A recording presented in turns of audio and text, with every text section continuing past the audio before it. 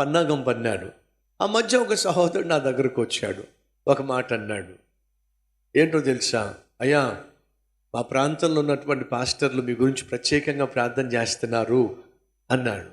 నాకు చాలా సంతోషం అనిపించింది.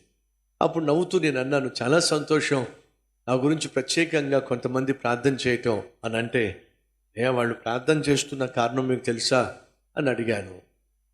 నాకు తెలియదు అని చెప్పన్నాను. మీరు చచ్చిపోవాలని ప్రార్థన చేస్తున్నాను. దేనికోసం ప్రార్థన చేస్తున్నారట? మీరు చచ్చిపోవాలని ప్రార్థన చేస్తున్నారు. మనం కల్వరి టెంపుల్ బ్రాంచ్ చర్చ్ ఒక ప్రాంతంలో పెట్టాం. ఆ ప్రాంతంలో పెడితే ఒక పాస్టర్ గారు ప్రత్యేక ఉపవాస ప్రార్థన డిక్లేర్ చేశాడు.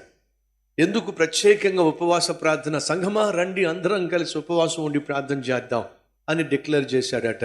ఎందుకోసం అంటే కల్వరి టెంపుల్ మూసేసేయాలి, కల్వరి టెంపుల్ మూతబడిపోవాలి, అందరం కలిసి ప్రార్థన చేద్దాం రండి. అర్థం ఉందా?